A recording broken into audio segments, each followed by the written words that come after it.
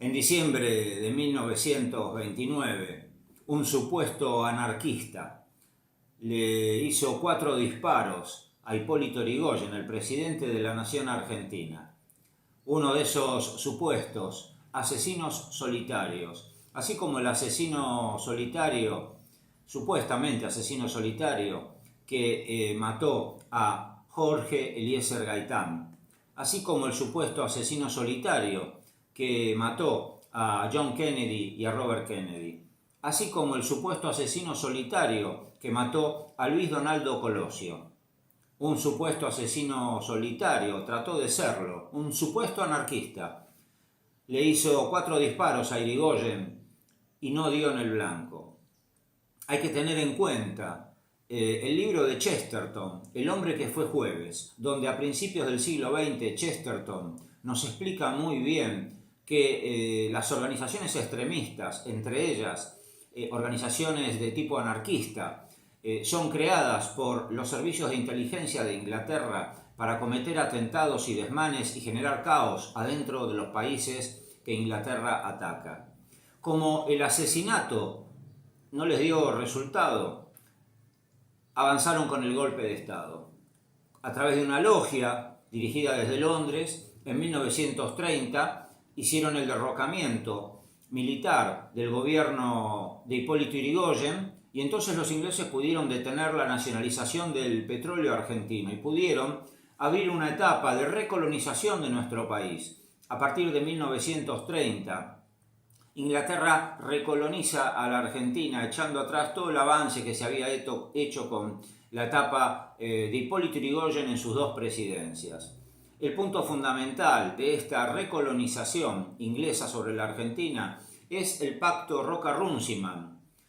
Después de la guerra del 14-18, una guerra entre imperialismos, Inglaterra había quedado muy debilitada en su economía. Entonces organiza una agrupación de países ex colonias de Inglaterra, algunos de ellos todavía estaban siendo colonias, y se hace un pacto donde solo se van a comprar y vender entre ellos. Es como que Inglaterra pone en un gallinero a todos los pichones para poder obtener lo que quiere y quedar al margen de la competencia que le estaban ganando las burguesías de Estados Unidos y de Alemania en el comercio internacional.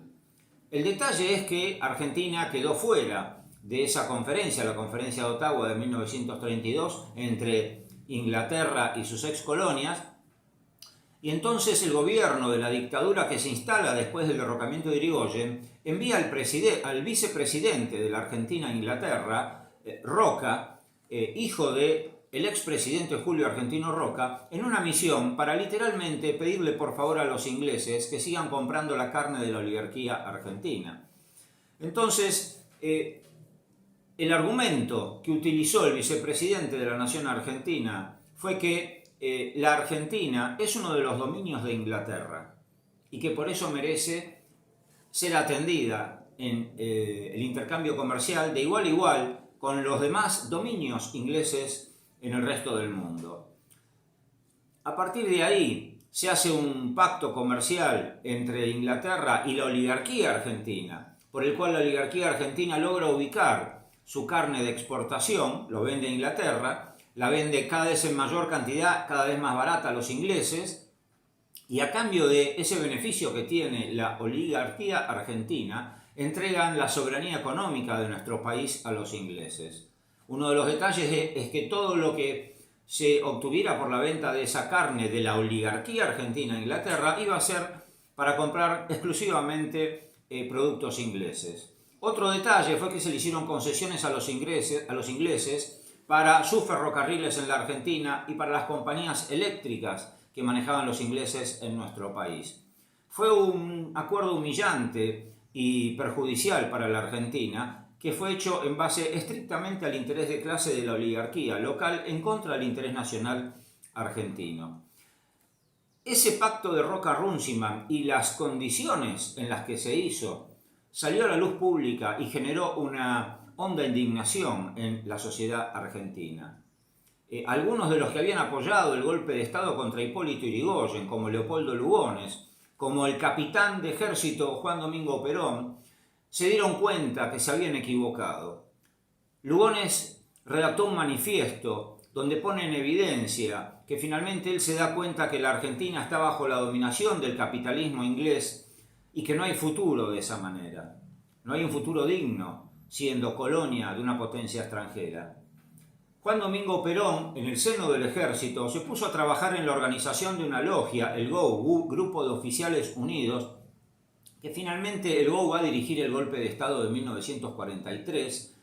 para quitar del medio la década infame en torno a la entrega de la Argentina a Inglaterra, lo que permitió agrupar la mayor cantidad de oficiales posibles en el GO en torno a el golpe de Estado contra la década infame, porque fue un golpe del de 1943, fue un golpe de Estado contra el régimen instalado una vez más a partir del derrocamiento de Hipólito Yrigoyen. El argumento, el caballito de batalla que permitió agrupar la mayor cantidad posible de oficiales en el ejército fue sostener la neutralidad argentina frente a la Segunda Guerra Imperialista de 1939 a 1945. En eso todos estaban de acuerdo. A partir de ahí, y en el seno del gobierno militar que se inicia en 1943, Juan Domingo Perón le da un cauce más profundo, retomando la línea irigoyenista de sentido popular, de nacionalización de la economía, de proyectar una Argentina a través de la participación política en primer plano de la clase trabajadora argentina. Y Juan Domingo Perón se da cuenta